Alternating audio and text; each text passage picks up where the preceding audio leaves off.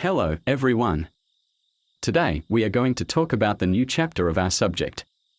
It is all about the concept of subject and content in art. But before we dive deeper in today's lesson, let us discuss first our lesson objectives. And here are our lesson objectives. So, at the end of this lesson, you will be able to 1. Differentiate subject from content. 2. Classify artworks based on their subject. 3. Analyze how artists present their subject and how they relate to the real world. 4. Characterize different sources and kinds in art. But before we dive into all of this, I'd like to start with a quick activity to get you thinking about art in a different way. So, if you have a piece of paper and a pen nearby, grab them now. Okay, so let's get started. Take a look at this painting. It's Girl Before a Mirror by Pablo Picasso, created in 1932. Your task is very simple. All you have to do is to look at painting closely and identify as many elements as you can. Then, you can write them down on your paper. Once you've listed everything you noticed, think about what these elements might mean. What assumptions or interpretations can you make about the painting based on what you've seen? So now, I'll give you time to take a moment to reflect.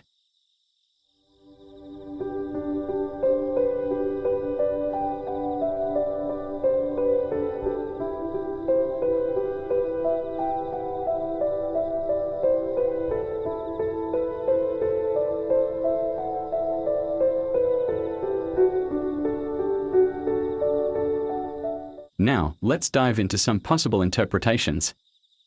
If we look at the painting, we see vibrant colors and abstract forms. Because Picasso uses geometric shapes and contrasting colors to make us think deeply.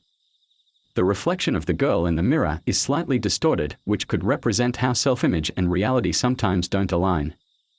The colors in the mirror are bright and almost surreal. This could show the girl's inner emotions, different from what she shows to the outside world. This painting makes us think about identity, self-perception, and how we see ourselves. Always remember, art is open to interpretation, so your perspective is just as important as anyone else's. So, keep your thoughts in mind as we move into today's discussion. From our activity with Picasso's Girl Before a Mirror, we can see how identifying the subject and content help us understand the meaning of an artwork. In art, the subject refers to what the work represents. This could be a person, object, or scene. The content is deeper meaning behind the subject, what the artist is trying to convey through the artwork. Now, let's talk about two types of art, which are representational and non-representational art. But first, let's define the term subject. When we say subject, it refers to what the work represents. It can be representational or objective arts and non-representational or non-objective art. When we say representational art, it shows things we recognize from the real world, like people, animals, or landscapes. On the other hand, non-representational art is abstract, where the focus is on shapes, colors, and textures without representing real objects. For example, Van Gogh's Sunflowers is representational art because it shows something we can recognize: sunflowers. On the other hand, Kandinsky's Composition 8 is non-representational because it doesn't show anything recognizable. It focuses on abstract shapes and colors. Then next, let's explore where the subject of art can come from. Actually, there are many sources for the subject of art, and here are some common ones. First, we have nature as source of subject.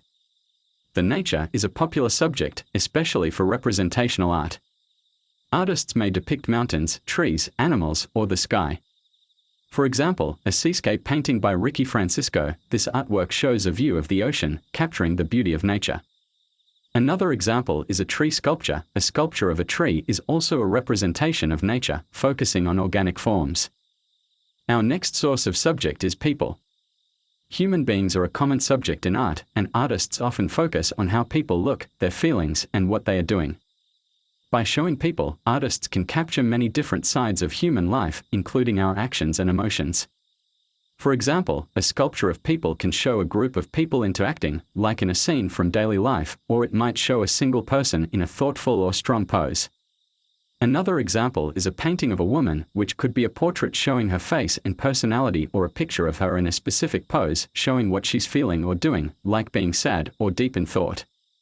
Art that focuses on people helps us understand human life better and shows the many different experiences we go through. Next, we also have history as a source of subject in art. Some art focuses on historical events, helping to remember or teach us about important moments from the past. For example, the painting Making of the Philippine Flag by Fernando Amorsolo shows the moment when the first Philippine flag was made during the Philippine Revolution in 1897. This painting is significant because it highlights an important historical event, the creation of the flag that symbolizes the country's independence from Spanish rule. It is considered history as a source of subject because it preserves a key moment in the nation's fight for freedom. Another example is the Bonifacio Monument by Guillermo Tolentino, which honors Andres Bonifacio, one of the heroes of the Philippine Revolution. The monument is located in Caloocan, Manila, and commemorates Bonifacio's courage and leadership in fighting for Philippine independence. It is a historical subject because it tells the story of Bonifacio's role in the revolution and serves as a reminder of the sacrifices made for the country's freedom. These artworks are important because they capture and preserve moments in history that shape the nation's identity and remind us of the struggles for independence. Some art is inspired by legends, stories that may not be true but have cultural significance. These legends often reflect a society's values, beliefs, and traditions. For example, artworks related to the legend of King Arthur and his sword, Excalibur, explore themes of heroism, leadership, and the battle between good and evil. The legend, although not based on real events, has shaped Western culture for centuries and continues to inspire art that conveys the mythical elements of King Arthur's adventures. Another example is Maganda at Malacca, a Filipino legend depicted in various artworks. This story explains the mythical origin of the Filipino people, with Maganda, the beautiful woman, and Malacca, the strong man, emerging from a bamboo stalk. It represents the resilience and strength of the Filipino people. This legend is a source of cultural pride and is often featured in Filipino art to show the country's deep-rooted beliefs in unity and strength, making it an important cultural and historical theme in art. Next, we have religion as a source of subject. Religious art draws inspiration from sacred texts and beliefs, often depicting scenes or figures from religious stories. These artworks are created to express faith and to help people connect with their spiritual beliefs. For example, The Last Supper by Leonardo da Vinci is a famous painting that shows a biblical scene from the life of Jesus Christ, specifically the moment he shares his final meal with his disciples before his crucifixion. This artwork is deeply religious as it captures an important event in Christian tradition, symbolizing sacrifice, love, and the foundation of the Christian faith. Another example is painting of Buddha, which are common in Buddhist art. This artwork represents the founder of Buddhism, Siddhartha Gautama, also known as the Buddha, and often depict him in a meditative pose. This kind of artwork is important because they represent his spiritual teachings and the principles of peace, wisdom, and enlightenment that Buddhism promotes. Religious art like this helps people reflect on their beliefs and serves as a way to honor sacred figures and events. Mythology-based art features gods, goddesses, and stories from ancient cultures like Greece, Rome, and Egypt. These artworks often depict mythical figures and events that were important to the beliefs and traditions of these civilizations. For example, the head of Medusa is a sculpture from Greek mythology that shows the Gorgon Medusa, a creature whose gaze could turn people into stone. This artwork captures the terrifying power of Medusa and her role in Greek myths, where she was known as a dangerous and cursed figure. Another example is the sculpture of Horus, an Egyptian artwork that represents Horus, the god of the sky. Horus is often depicted as a falcon or as a man with a falcon's head, symbolizing strength, protection, and the power of the heavens. This sculpture is important because it reflects the central role of gods like Horus in ancient Egyptian culture, where they were believed to influence many aspects of life, from the protection of the pharaoh to the forces of nature. Mythology-based art helps us understand how ancient cultures viewed the world and the divine beings they worshipped. Artists sometimes explore the unconscious mind and dreams, creating artworks that often include surreal or strange elements. These pieces allow artists to express thoughts, emotions, and images that come from deep within the mind. For example, Persistence of Memory by Salvador Dali is a surreal painting that shows melting clocks draped over trees and other objects. This artwork explores the concepts of time and memory, suggesting how they can feel distorted or unreal in a dreamlike state. Another example is Son of Man by René Magritte, a painting of a man wearing a bowler hat with his face partially covered by a floating apple. This mysterious image invites viewers to think about identity, perception, and the idea that things are not always as they seem. Artworks like these are a way for artists to dive into the realm of dreams, fantasy, and the strange, offering new ways to view the world and explore the unknown. The final subject is technology, which is a popular theme in contemporary art, focusing on elements like machines, buildings, and transportation. For example, the painting Motorcyclist Solid in Speed is a dynamic depiction of a motorcyclist in motion, capturing the speed and energy that symbolize the power of modern technology. Similarly, Elena Kraft's sculpture Eternal Interplay explores the interaction between machines or human figures, reflecting how technology shapes and interacts with modern life.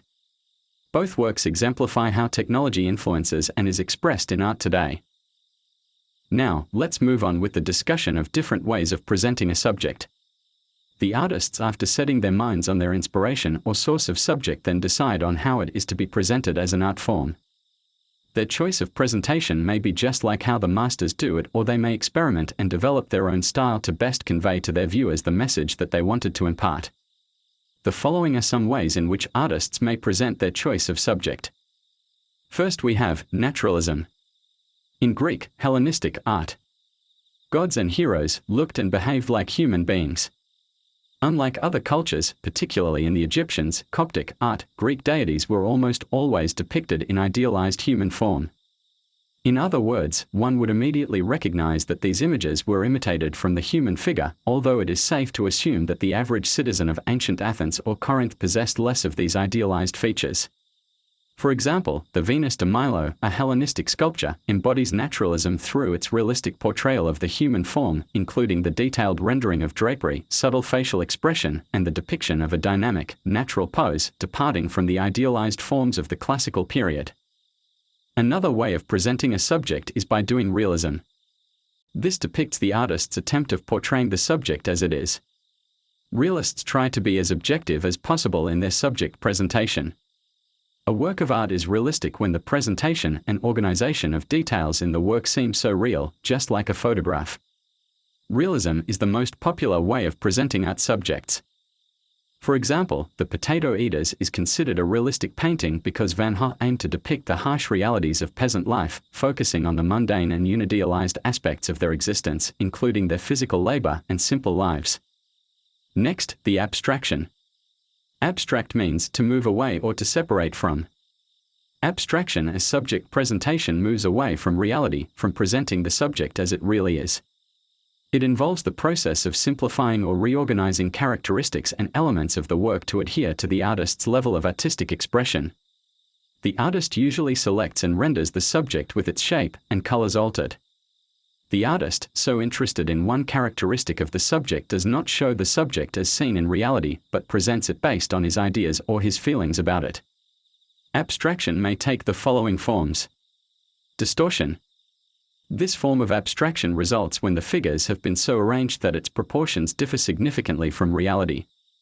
This is manifested when the subject is misshapen or twisted out. This is done to dramatize the shape of a figure or to create a dramatic emotional effect. Next, elongation.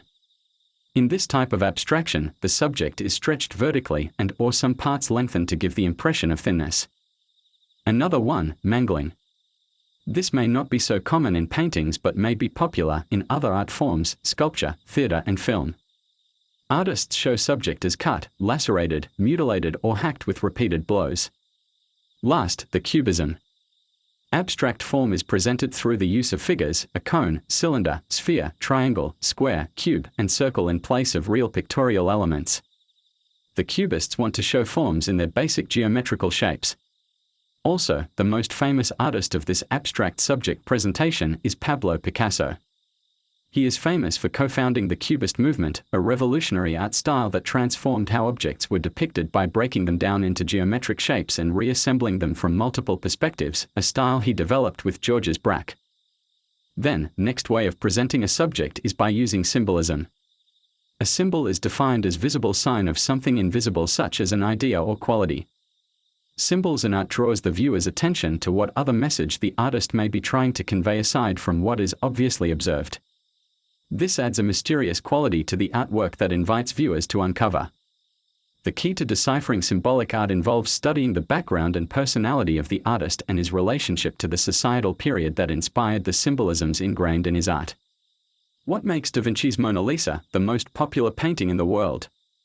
The Mona Lisa's enduring fame and symbolic power stem from its enigmatic expression, masterful execution, and the subject's almost immediate embodiment of the ideal woman, leading to numerous interpretations and cultural relevance.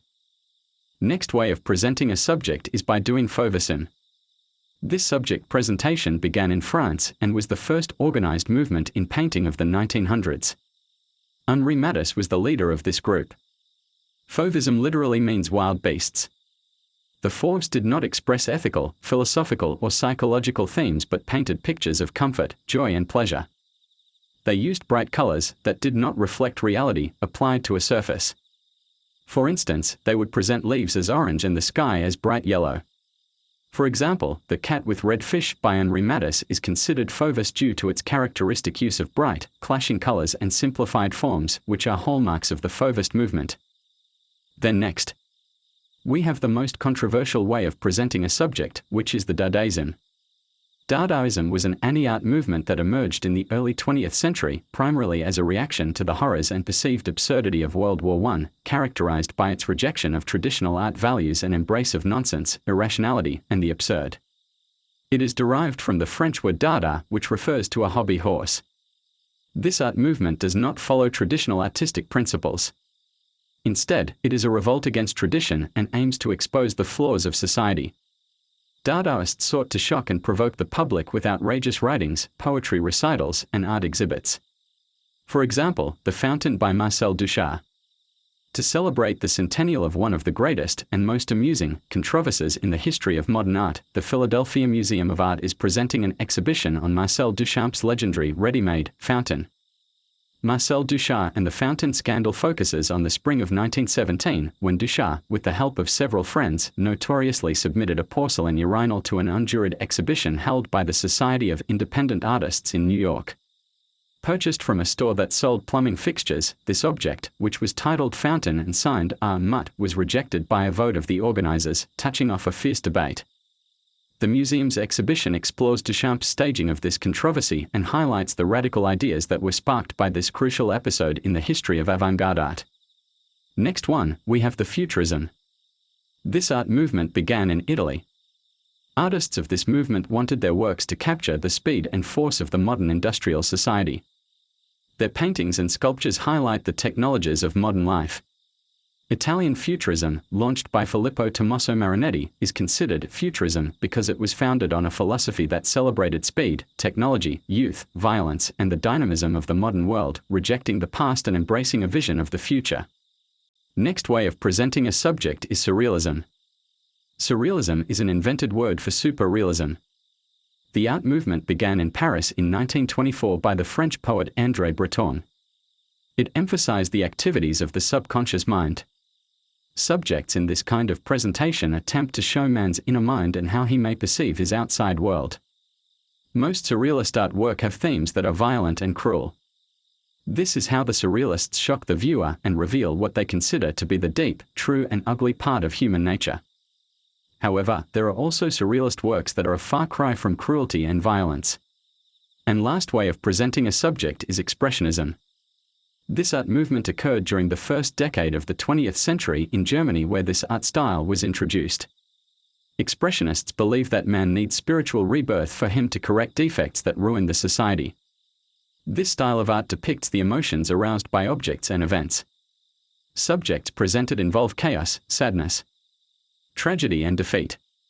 For example, The Scream by Edvard Munch is considered as expressionism because it prioritizes the depiction of intense, subjective emotions and psychological states over objective reality, using distorted forms, vivid colors, and symbolic imagery to convey a sense of existential angst. As discussed earlier, subject and content are two different things. While the former refers to the objects illustrated by the artist, content refers to what the artist expresses or communicates in his artwork as a whole. Sometimes it is referred to as the meaning of the work. In literature, it is called the theme.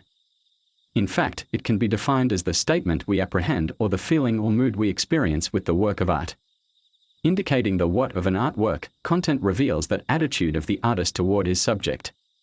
It is important to note that one does not always see the content. However, it is conveyed by the way the subject and form interact together in an artwork. Of course, it would be easier to grasp the content of an artwork if it shows an explicit subject matter as compared to those in abstract arts. In the context of art, we have different types of meaning. First, we have factual meaning. This refers to the literal statement or narrative content of the work, which can be easily understood because the objects presented are effortlessly recognized due to their identifiable forms in the artwork. This meaning is often complemented by other levels of meaning. Next, we have conventional meaning. This refers to the special meaning that a certain object or color has for a particular culture or group of people. For instance, the flag is the given symbol for a nation, the cross is a Christian symbol of faith, the wheel is the Buddhist symbol for the teachings of Gautama Buddha. Then last, we have subjective meaning. This denotes any personal meaning consciously or unconsciously conveyed by the artist using a private symbolism, which stems from his own association of certain objects, action, or colors with past experiences. This can be fully understood only when the artist himself explains what he really means, as in the case of the poems of T.S. Eliot, where he provides footnotes.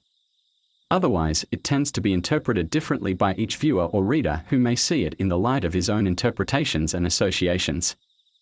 In summary, there are artworks that are difficult to understand. No one, actually, can be expected to understand without effort and study the meanings of many works of art, especially those works about religion and mythology. To fully grasp the content of works of art, one must learn as much as he or she can about the culture of the people that produce them and maintain an open mind in considering various options to appreciate and interpret art. Now, let's have an activity to test your knowledge about the subject and content in art. All you have to do is to answer the presented questions and write them in the private comment section. For number 1 question, what is the difference between the subject and content of an artwork? Number 2, look at the following artwork. Then, what is the subject of this artwork? Number 3, how does the artist show his subject? Does it look real or is it more creative, abstract? Then last number, name 2 types of subjects in art. Give 1 example for each. All right. That's all. Thank you for listening and joining me in exploring different subjects and content and how they are presented in art. Next, we will discuss the lesson on the artist and their medium. But for now, let's complete the remaining activities and proceed to the next lesson. Thank you, and see you in our synchronous class.